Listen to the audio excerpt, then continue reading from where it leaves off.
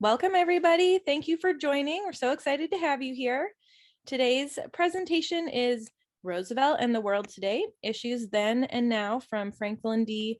Roosevelt's Presidential Library and Museum. And our presenter is Mr. Jeff Urbin.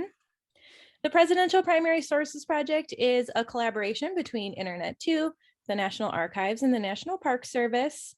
It's a series that happens every year. Every Tuesday and Thursday, we do these programs through the beginning of April.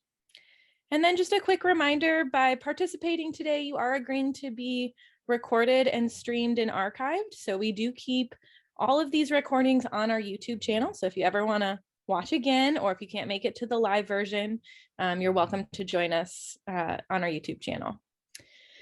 As you're participating today, please participate as much as you can. We're excited to have you via video. If you want to answer a question, you can just raise your hand. We can see you.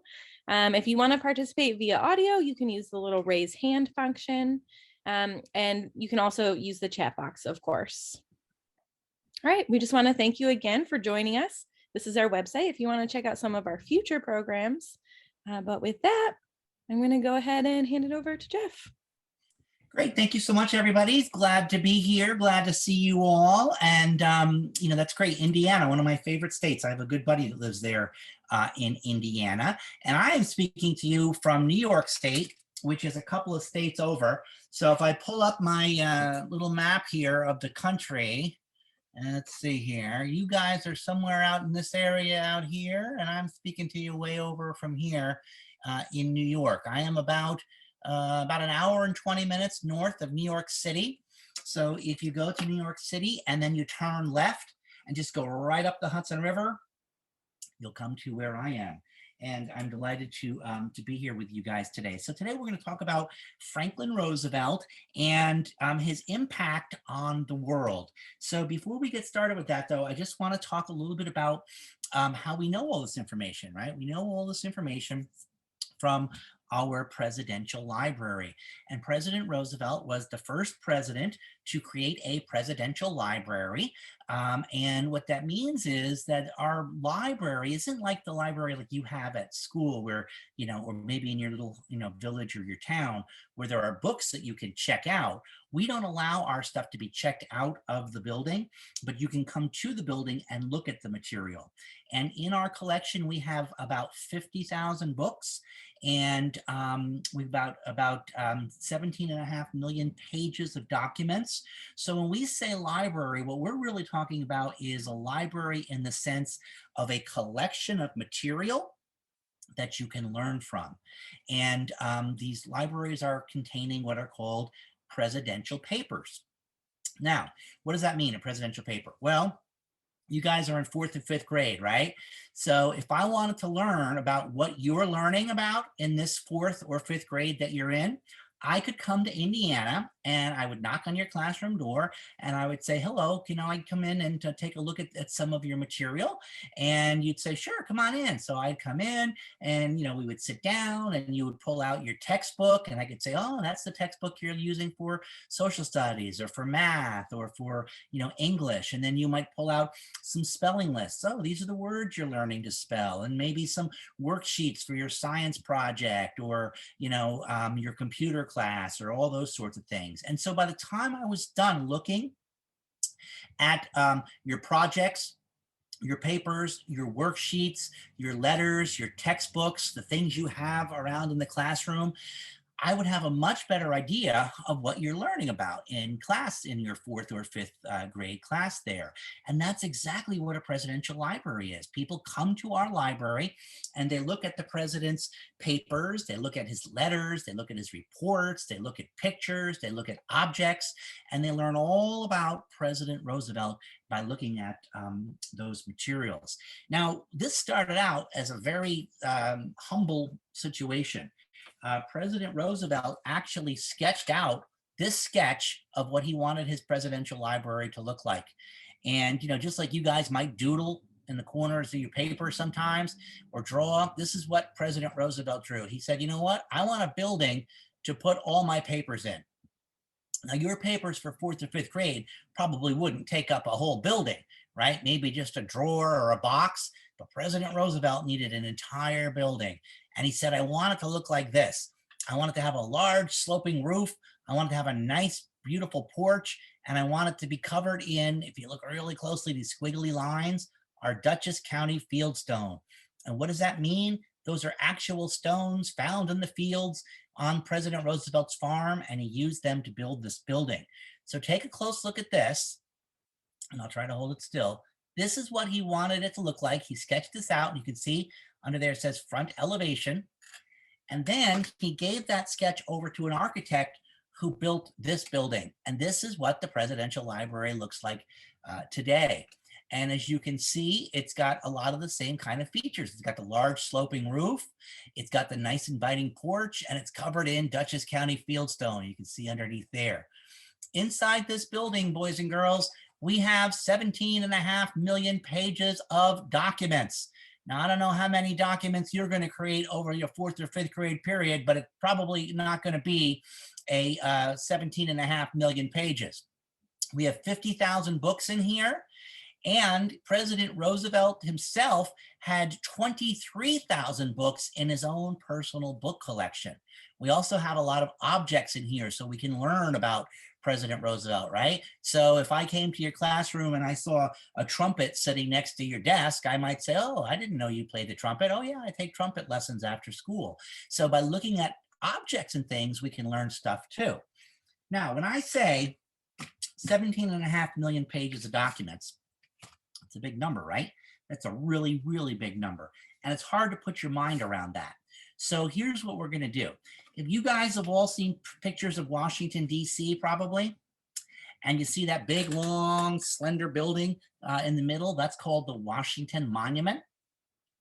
And if you took all of our documents and stacked them on top of each other, all President Roosevelt's papers, I'm not talking about the books, I'm just talking about the papers.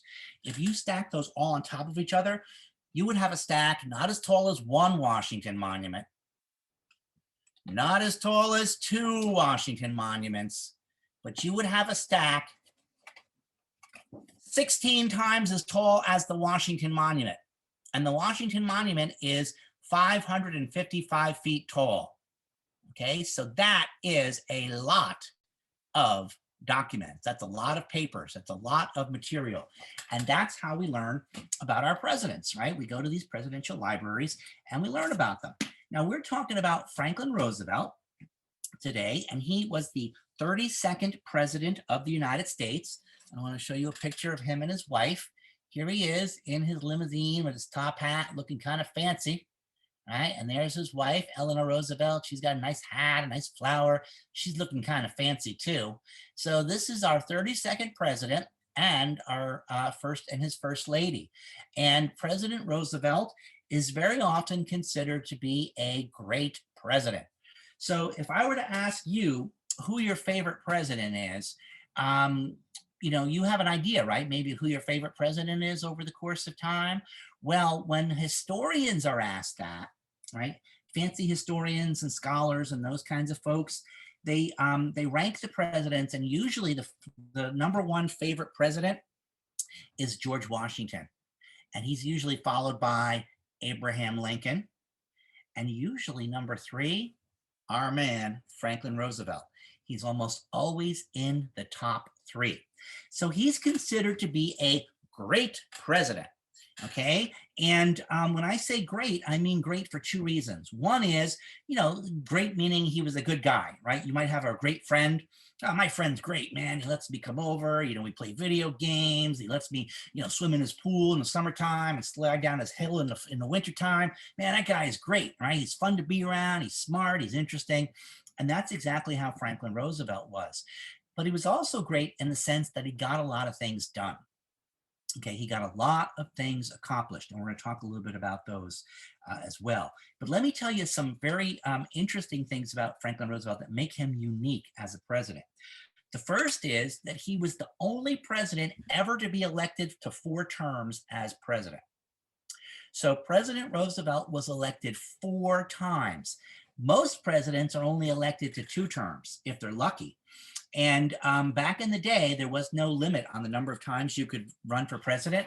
So President Roosevelt ran for president, got reelected again, So the first time he ran was in 1932. Then he got reelected in 36, 1940, and 1944.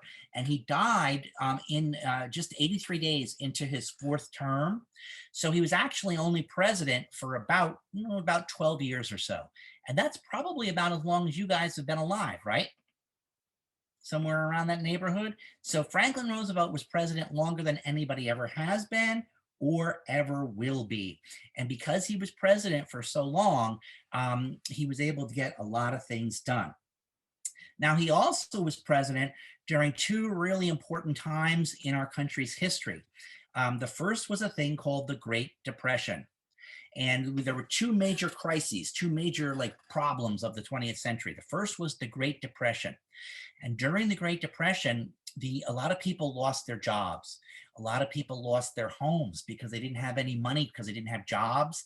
Sometimes they couldn't buy food. Sometimes they couldn't buy clothing. Sometimes they couldn't pay their rent. And so it was a really, really tough time in America. You know, 25%, one out of every four people didn't have a job. Another 25% couldn't find jobs that were good enough to really make ends meet. Okay, and what I mean by that is, yeah, they had jobs, right? So let's say you want to buy a new game for your computer, right? And you get a job walking the dog across the street, right? And the person across the street pays you like $3 to walk the dog.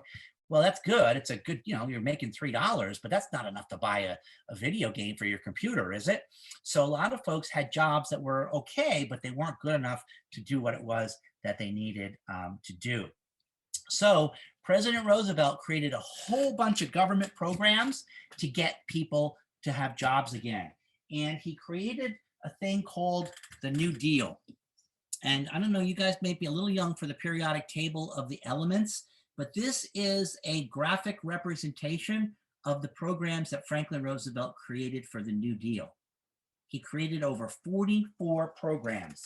So what that means is it would be kind of like you guys sitting around with nothing to do, right? And then Franklin Roosevelt comes in and he says, okay, we're going to create some things to do. I'm going to create 44 things for you guys to do. And he did that. And they were government programs and they got people back to work. Right? They got people working again. So it'd be like him walking into your classroom and saying, okay, let's get these computers up and running. All right, let's get some paper out. We'll do some drawing. Let's get the ball out. We'll go out on the playground and we'll get some games going out there. And it suddenly got people active again. It got people moving again. And it gave, instead of games like we're talking about for you guys, it gave people jobs. And those jobs were then helpful to them to get out of the Great Depression. The second problem that Franklin Roosevelt faced was a guy by the name of Hitler, right? And that was a thing called World War II. You guys probably learn a lot about bullies in class, right? About bullying and how, important it is not to bully people and, that sort of thing. Well, Hitler was the world's worst bully ever. This guy was such a bully, he tried to take over the whole wide world. This guy was such a bully. If he didn't like who you were or what you were, he would put you in jail, or sometimes, he even killed people if he didn't like who they were. So President Roosevelt said, no, we can't be having that. We're going to stand up to this bully. And that's what he did when he fought against Hitler during the Second World War. So Roosevelt only got president 4 times. He was president for 12 long years, first through the Great Depression, a really hard time economically, and then also a very hard time during World War II with Adolf Hitler. So again, this idea, what is a depression? Well, it's when people lose their job, they lose their source of income. So let's say, maybe you get an allowance, okay, or maybe grandma sends you money every year for your birthday, and you're counting on that money for your birthday, or you're counting on getting that allowance, and then your mom or dad forgets to give you the allowance, or grandma forgets to send you a card with money in it. All of a sudden, you can't do what it is you want to do. That's what it was like during the Great Depression. And just like you'd be depressed, oh man, I was going to go to the movies, but grandma never sent me that money. Now I can't do it. That's how it was for people in the Great Depression. Now, the other thing that was very, very interesting about President Roosevelt is he was the only president elected in history, or actually even world history, the only person ever elected with a very severe disability. President Roosevelt couldn't walk. He contracted a disease called polio, and he had to use a wheelchair in order to get around wherever it was that he was going to go, want to go. So this is a model of the wheelchair. He designed it himself. He made it out of an old kitchen chair. See, it's just like a kitchen chair like you would have in your kitchen. And he put it on a metal frame with the big wheels in the front, little wheels in the back, and no arms on here, so that he could sit on here and then slide into a more comfortable chair when he got to where it was that he was going. And he used this chair to get from one spot to the other. Now notice he also has on here a little thing here, right? This is a little round thing.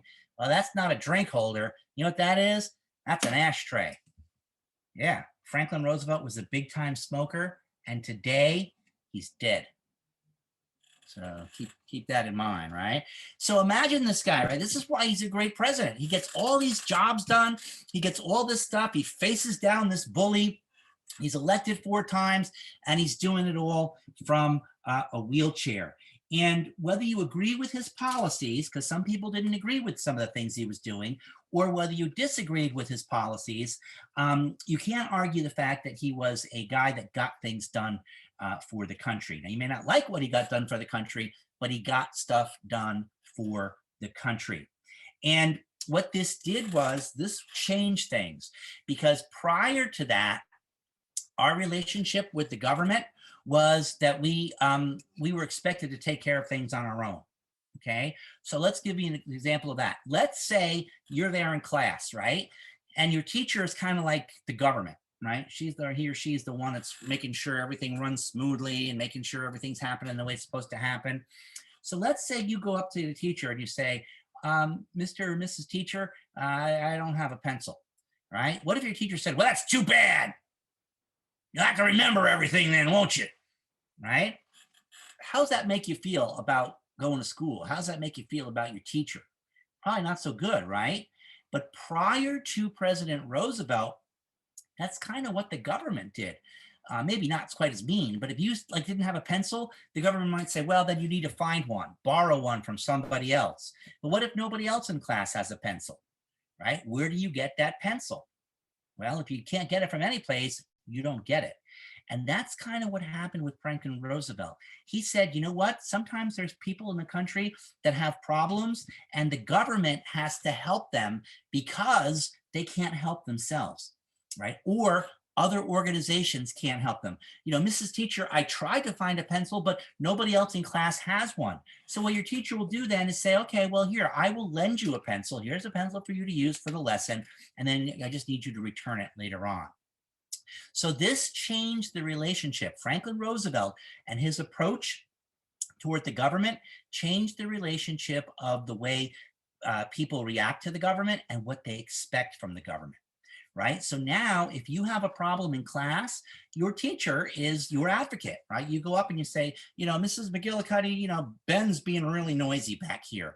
And she'll talk to Ben about being quieter. Or Mrs. McGillicuddy, you know, I forgot my lunch today. And she'll arrange for you maybe to get lunch down in the cafeteria so you don't have to go hungry all day. And you feel comfortable asking him or her for that help because that's kind of what their job is, okay? Now, the opposite of that is somebody saying, well, you know, you forgot your lunch, go hungry for a day and you'll remember it tomorrow, I bet. You know, that's kind of the way the government was prior to Franklin Roosevelt. So Franklin Roosevelt changed the way we think about our government. Any questions or comments so far before we go any further? I don't want to get too far out here. Everybody following me? Everybody understanding?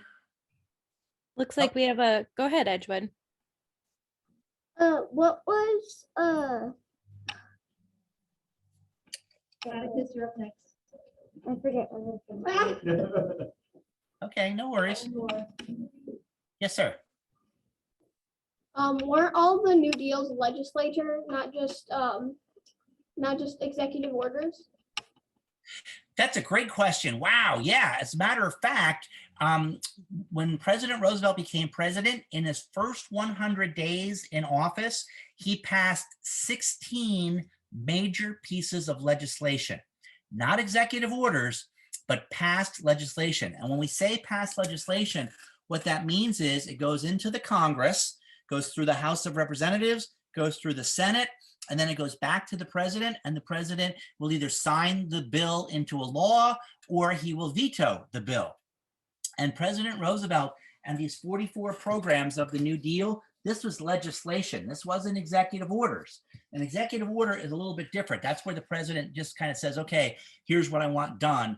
And, and people do it because he's the president and he's in charge of the government. But much of what he did was actually legislation. And that's a great question and a really important question. Okay, so here's what I'm thinking. So now when President Roosevelt gets us through this Great Depression with these 44 programs of the New Deal, he changes the relationship that we have with our government. And he also, when he fights this Hitler guy, this bully Hitler, and he gets us through the Second World War, he changes our relationship with the rest of the world. Because after the end of the Second World War, the United States led the team, the Allies who beat Hitler and won the war. And so we were kind of like the winners. We were the ones who then set the tone for the rest of the world since then. Okay, so you can think of Franklin Roosevelt as kind of building the house that we live in. Okay, our relationship to the government was set and created and structured by Franklin Roosevelt. Our relationship to the rest of the world was centered and structured by President Roosevelt and the winning of the Second World War. So let me talk a little bit about that. So we got this guy Adolf Hitler, right? And Adolf Hitler is this big jerk, and he's trying to boss everybody around, tell everybody what to do. And he's basically giving the world, boys and girls, a message. And the message that Hitler is providing for the world is a message of hate, a message of death, a message of destruction, a message of murder. Okay, he's basically saying, hey, I'm going to run everything. And if you don't like it, too bad. I'm beating you up, or maybe I'll even put you in jail, or maybe even I'll kill you. And this is not a very positive view for the world, right? So President Roosevelt said, no, we can't be having that. And he gave a very famous speech that came to be called the Four Freedoms speech. And he got up before Congress and he said, you know what? The world is at war, and this Hitler guy is really a bad guy, man. This guy is not good. And I want to offer the world something different. And I want to offer the world a world based upon not fear and death and oppression and hate and murder. I want to offer the world based upon hope, and a world based upon opportunity, and a world based upon freedom. And he said, you know what? I'm going to lay out 4 fundamental freedoms that everyone in the world should have. And a famous guy by the name of Norman Rockwell then painted pictures of these freedoms that Roosevelt talked about.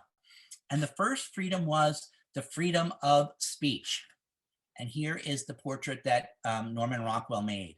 And what this is a guy, and he's standing up and he's at a town hall meeting and he's talking about what he's worried about, right? He's talking about what he is interested in. And look at everybody else, boys and girls, they're all listening. Okay, they're all listening in. So it's freedom of speech. Roosevelt wanted people in the world to be able to say what's on their mind, right? Haven't you ever had a situation where you had a problem or you had a concern and you were kind of like worried about something, and you just sort of felt better talking to somebody about it, right? Maybe your mom or your dad or a trusted other adult or a teacher, or maybe even just your pet, right? But the fact that somebody was listening, that's what made it so you were able to talk. You could talk about what's bothering you. You could talk about what you needed. I need a pencil. I need lunch, and the ability to talk about that, very, very important. Here is The second freedom, freedom of religion and worship. So this is what Roosevelt said. He said, you know what? You ought to be able to believe in whatever you want to believe. Some people are Jewish. Some people are Catholic. Some people are Muslim. Some people don't believe anything. Some people believe everything. It all depends. And it's up to you to decide. What Adolf Hitler wanted everybody to believe in was him, right? That he was the guy that had all the answers. But what this did was it allowed, President Roosevelt said, I want to let people worship however they want to worship. So freedom of speech, freedom of worship.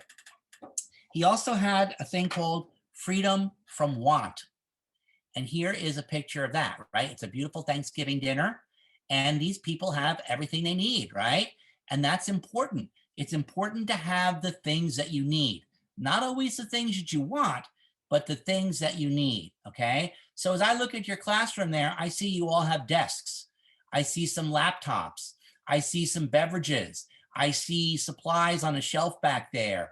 I see a brightly lit classroom with snowflakes hanging from the ceiling, right? I see all these wonderful things. You guys have what you need, and you have great teachers, and you got a great friend, like Therese, who is allowing me to come and chat with you guys. So you have what you need. You have freedom from want. There's nothing here that you're wanting, right? You know, you've got what it is that you need. And Roosevelt wanted people to have that. He wanted people to have food, supplies, a safe place to live, a comfortable, thing that they could then be happy with. And then finally, the fourth freedom was freedom from fear. And this is this idea. And what this is the mom and a dad, and they're tucking their kids into bed, right? I don't know if your parents still do that to you, tuck you in bed. My cat tucks me in bed at night. He tells me what time to go to bed. Right after I feed him, then he wants to go to bed. He wants to snuggle. So the mom and the dad are tucking the kids into bed, and the kids are sleeping without any worries or fears. President Roosevelt wanted people in the world to have that too. So freedom of speech, freedom of religion, freedom from want, freedom from fear. Let's all say them together. Freedom of speech,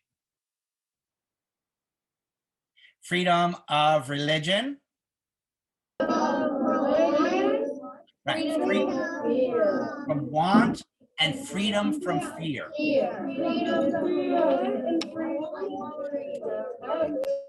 Great. Thanks so much. So then what President Roosevelt did was he helped to create an organization called the UN. Has anybody ever heard of the UN? Yeah. Can somebody tell me what the UN is? What's the United Nations? The UN. Yeah, go ahead. It's like Europe and like nations like who join together. Right, it's exactly right. It's nations of the world joining together. And Roosevelt wanted that to happen because he didn't want people fighting. He wanted people working together to create freedom of speech, freedom of religion, freedom from want, and freedom from fear. So he not only offered up this new alternative to Hitler's view of the world, death and destruction and war, Roosevelt said, no, we want peace, we want freedom, we want hope. And this is what the world is still focusing on, right? Yes, there have been wars, there have been conflicts, but the world is trying to come together to solve that. Even right now, maybe you're watching the news and you're seeing what's going on with the Ukraine there, right?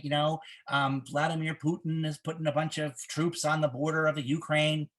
And other countries in the world are saying, hey, man, you can't do that. That's interrupting people's freedom from fear. Okay. And so we're working to try to resolve that. That's what Roosevelt wanted to do in the world.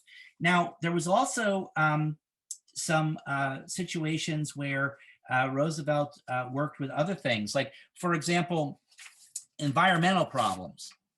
So back during Roosevelt's presidency, back when President Roosevelt was president, there was a very bad drought, and a lot of the farmland ended up looking like this. Does that look like good farmland? No, right? And it was because two reasons. Number one was there was a bad weather condition, a drought. It hadn't rained in like 9 years. And then number two is that farmers were overplanting. So they were putting too many plants in, so the little bit of rain and moisture in the ground was being used up by too many plants. And this is what it ended up looking like. And then you know what happened after this? The wind came along. Have you ever been at the playground when the wind picks up the dust from the playground or the parking lot and it blows it around? You ever had that happen? Well, look at this. This is what it looked like when these big windstorms came through. This was called the Dust Bowl. The Dust Bowl.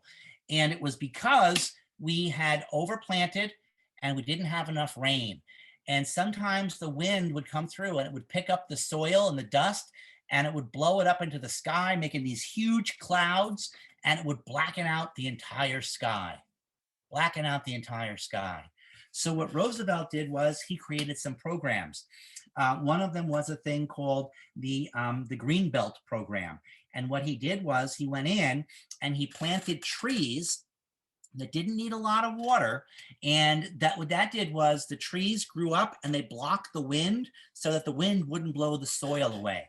He also created an organization called the Soil Conservation Organization. And what that did was it taught farmers how to make sure water stayed in the ground and also not to plant plants that used up too much water.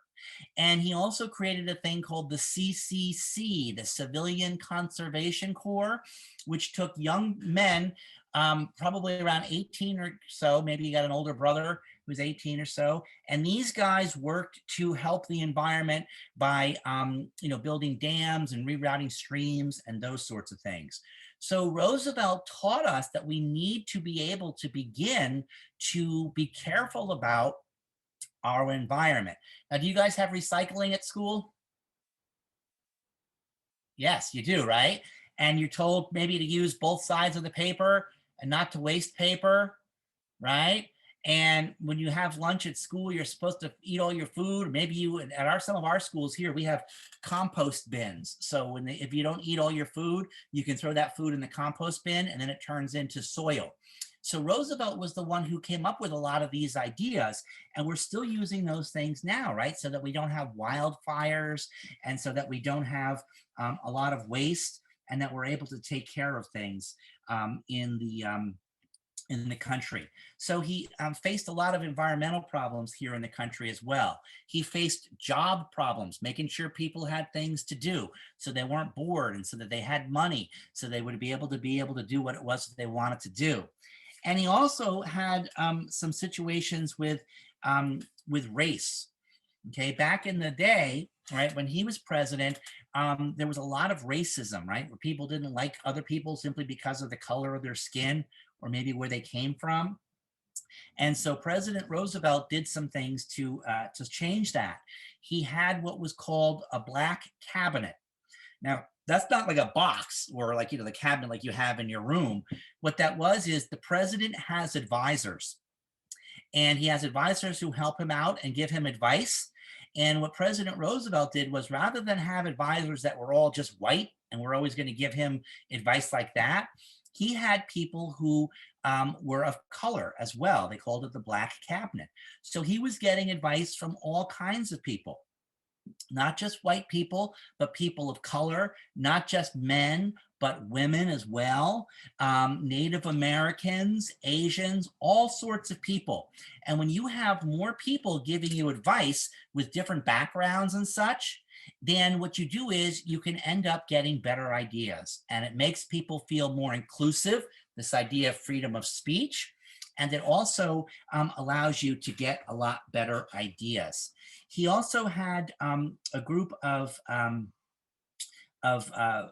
pilots during World War II who were Black, right? They were African Americans. And the Army wouldn't let them fly planes because they were Black. That was the only reason. It wasn't that they weren't smart enough. It wasn't that they weren't brave enough. It wasn't that they weren't strong enough. It wasn't that they weren't good flyers. They just had rules against Black people flying planes. And Roosevelt said, well, that's not good, right? If these guys can fly, if these guys are brave enough to fly, they're talented enough to fly, they should be flying. And so he created a program called the Tuskegee Airmen, and it gave African-American pilots the ability to fly planes during the Second World War. And so that's what President Roosevelt did to help with race. He had the Black Cabinet, and he had this Tuskegee Airmen that he worked with. And he also appointed a lot of people of color to government jobs. Now, do you think President Roosevelt did a good job as president so far? What do you think? Yes or no? All right. Do you think he was perfect? Yeah. Well, not everybody, nobody's perfect, right? Nobody's perfect. So I want to give you an example of a big mistake that President Roosevelt made. Okay, this was a big mistake that he made during the Second World War. He wasn't perfect. He had a lot of good ideas and he tried to help people out, but sometimes you make mistakes. And here's what happened with that. When we got into the Second World War, it was because a country named Japan attacked us, right? And it was a surprise attack, and they just, bombed one of our bases. And so what happened was President Roosevelt gave an order. This was an executive order. Somebody asked about executive orders earlier, and it was an executive order called 9066. And what Executive Order 9066 did was it took people who had Japanese ancestry. So if your parents were from Japan or your grandparents were from Japan, because Japan attacked the United States, this order took people out of their homes and put them in camps because Japan attacked us and we didn't think we could trust these folks. So I want to show you this. Here's a little guy about your age and his brother, right? And the only thing that this guy's guilty of is he has Japanese parents or grandparents. But because Japan attacked the United States, they felt, well, we can't trust these guys. So we're going to take them out of their homes. And what they did was they forced them to live in camps that look like this. So can you imagine you're at home and, you're not doing anything. All of a sudden the door, there's a knock on the door and they say, hey, you know what? You need to go live in these kinds of places. How come? Well, because Japan attacked us and your grandma's from Japan and we don't know if we can trust you. How would you think that would make you feel? Yeah, not so good, right? Has this ever happened to you? Have you ever had a situation in class where you're in class like you are now, and all of a sudden somebody does something like not so good, right? Like they make a rude noise, or they throw a paper airplane, or they say something that they shouldn't say. And the teacher's looking away and they're writing on the board, or maybe they're working on the computer, and they get hit with an airplane. And they turn around and they say, all right, I don't know who threw that airplane, but guess what? This entire class, no recess. The pizza we were going to have on Friday, no pizza for anybody. How come? Well, because somebody hit me with a paper airplane or somebody made a rude noise, and I'm going to make all of you suffer, right? That's not fair. It should be the person who threw the paper airplane or the person who made the noise, right? They're the ones that should get in trouble, not everybody. But that's what happened with this executive order. And President Roosevelt went too far with that. And he took these folks and he made them live in these camps. And what that did was it took away their liberty, right? Their freedom, right? Freedom of expression, freedom from want, right? They weren't able to live the way they wanted to anymore. They were put into these camps. And that was something that President Roosevelt did. And it was a big, big mistake. And it took the United States government a long time to apologize for that and to, make up with the Japanese Americans that have been put in those camps. But what this did was this: it taught us a very valuable lesson that we have to be careful about what we do as a government, because it could have what they call unintended consequences.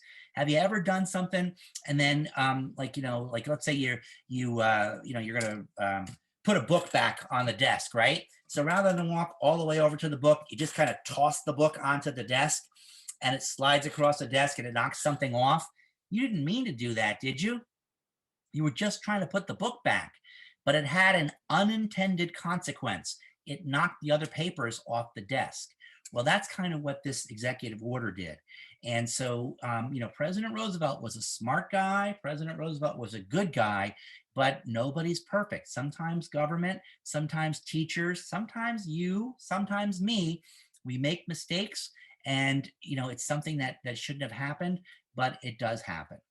So the world that we live in today is shaped very much by Franklin Roosevelt, because he, being an active guy, wanting to create programs, wanting to create projects and things to help people out, changed our relationship with the government. He made it so that we turn to the government for help when we need it. Prior to that, you had to sort of come up with a solution on your own. But he changed that. So now when there's a problem, we look to the government to solve that. He also created a condition in the world where our worldview is based upon freedom from fear, freedom from want, freedom of expression, and freedom of speech. So we live in the world that President Roosevelt kind of built for us through his policies, through his programs, and through his actions as president. And so the question that we wrestle with now, boys and girls, when you hear politicians, the government talking about, maybe you hear your parents, right? What the question is the government doing too much? Is the government doing too little? Is what the government doing what the government should be doing, or should it be doing something else? And these are all questions that sort of come about from the Roosevelt era, okay? And it's up to us to decide. And you know what? In about 10 years, you guys are going to be out there in the world and you're going to be making some of these decisions. So let's open it up to some questions and answers. Now I see there's a question in the chat. What does Hitler look like? I don't have a picture of Hitler here because he's such a mean guy. I don't want to have a picture of him. But he had dark hair and this creepy little mustache, and he just looked like a mean guy. So any other questions or comments? Did the teachers want to ask anything or chime in on anything? I hope this is what you guys were looking for. So this is why President Roosevelt was an important president, because he did a lot of stuff. He served for a long time. People liked him so much, they elected him 4 times. He overcame a really severe disability to do what it was that he needed to do. And he created programs that helped people get the help that they needed, not just here in the United States, but across the entire whole wide world.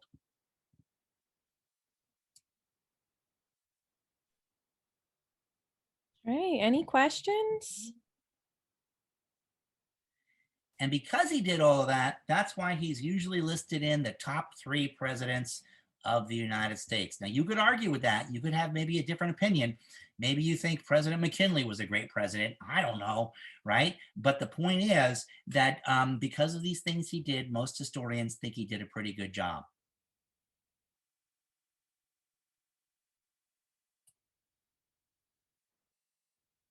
Okay, so here's your assignment, boys and girls. Your assignment is keep an eye on that guy, Joe Biden. He's our current president. And you will see him doing things in the government. He'll be doing executive orders. He'll be trying to pass bills and laws. He'll be trying to help people out in the country. He'll be trying to help out people in the world. And all of these things, again, in large measure, stem from the activism that President Roosevelt did. And, you can argue that, he should be doing more, he should be doing less, he shouldn't be doing this, he ought to be doing that. But that's what makes our democracy so great, right? You can have your opinion and I have my opinion. And as long as we're talking with each other and to each other and not at each other or past each other, right? We can have differences, but we just need to come together and work them out. And that's exactly what presidents are supposed to do, help to bring us together. It's a really hard job because a lot of different people have a lot of different ideas on what should be done and how it should be done and when it should be done and who should do it. But working that all out is what makes our country such a great country. All right, Edgewood, do you have a question? I have a comment. Oh, Okay. great. It's like a little story. Okay. I remember the thing that you said earlier about where one person does something, the whole class gets punished for it. It actually did happen to us once. There were people. JoJo's out of here. Okay. Well, you know what? That's, I'm sorry that that happened to you, but that gives you an opportunity to really understand what these Japanese American people felt like, right? They were just regular old people living their lives. They weren't the guys flying the planes. They weren't the ones. But what happened was they got into trouble for that. And, it's one of those things where then you can see just how unfair it really can be.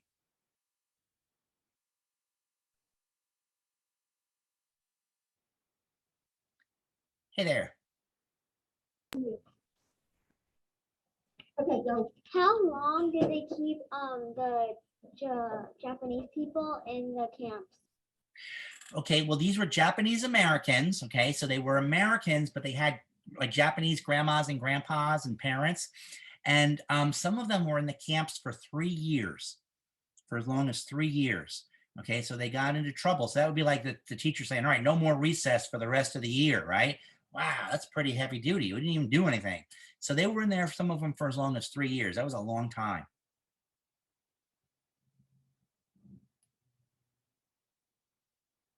Somebody's asking, are we friends with the Japanese right now? Yes, we are. In fact, Japan is one of our good allies over there in the Pacific Rim. So we had a problem with them during World War II. We had to fight it out, but we worked it out, and now we're good buddies with them. Just like you, right? Maybe you have a friend and your friend comes over and they accidentally break something and you get mad at them. So you don't have them over for a while, but then eventually you say, well, I know it was an accident, or you didn't mean to, or, it was a bad thing to do, but you're a good guy. And so you make up and you make friends. That's what countries do too. Klaus, do you have a question? Yeah, are we going to be a republic, as in, are we one right now? Are we going to stay a republic like we are right now? Yeah. I hope so. I hope so. You know what? One of the things I want you guys all to understand about history is that, and this makes me feel a lot better. So if you're worried or nervous right now about all the stuff you're hearing in the news, that's normal. That's okay, right? There's a lot going on in the news right now.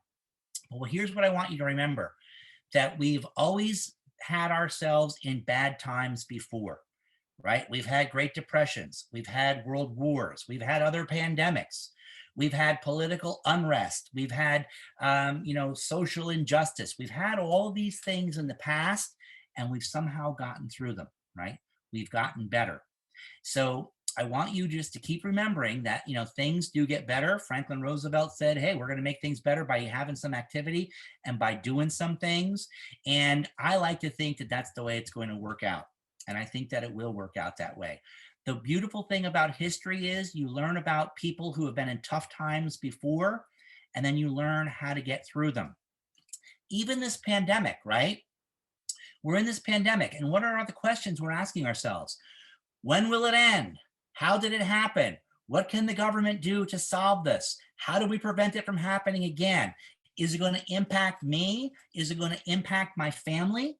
These are the same questions people have asked all throughout history, but about different things. Hey, we're in a Great Depression. How did this happen? When does it end? Is it going to impact me? Is it going to impact my family? What should the government do about this? Hey, we're in a world war.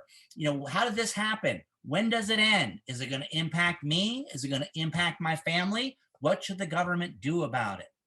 Hey, we're in whatever the situation was throughout history. These are the same kinds of questions that people have asked. And our country has always bounced back from every problem and every trauma and every mistake that we've made. And I bet it's going to do it again. Edgewood, go ahead. How do you think Roosevelt would handle the COVID pandemic? Wow, good question. How do I think Roosevelt would handle the COVID pandemic? Well, I think he would do a couple things. Number one is President Roosevelt was a really good communicator. He was really good at getting people to understand his ideas. So I think he would probably give a fireside chat. And whenever, because this is the thing that he used to do, he used to give these talks on the radio called fireside chats. And one of the reasons he was able to get so much stuff done was because he talked to people. He was able to communicate with people. So his fireside chats would go like this. He would get on the radio and he would say, my friends, I want to talk to you today about whatever the problem was. And then he would talk about what the problem was. And then he'd say, and here's how I want to fix it. Then he would give the solution that he wanted to fix, how he wanted to fix it.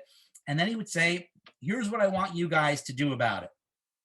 And he would put out a challenge to the American people. So I think if Roosevelt were alive today, he would say, I want to talk to you today about the pandemic. Here's what's going on. We've got this virus, we've got these mutations, da, da, da, da, da. Here's what I'm doing about it. We've created a vaccine. We're going to distribute masks.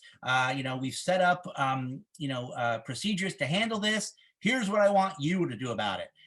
Get vaccinated, wear your mask, social distance, those sorts of things.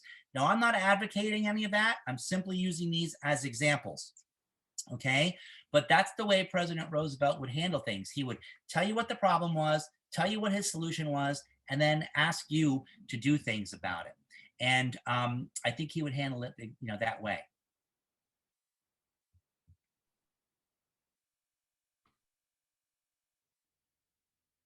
All right. Well, if there are no other questions, I just want to take the time to thank everybody for attending. It was so great to have you. And thank you, Jeff, so much for coming and sharing all your knowledge and answering everybody's questions. We really appreciate it. You're welcome. It's my pleasure. Hey, you guys, you're doing a great job out there in class. It's tough to be a student these days. Homework, pandemics, bad weather, lots of stuff like that. But you just got to take it one day at a time. Take it easy, step by step. Ask for help when you need it. Go to a trusted adult and, just keep on doing what you need to do where you are, and you will make the world a little bit better place right where you are every single day. And we're all going to get through this together.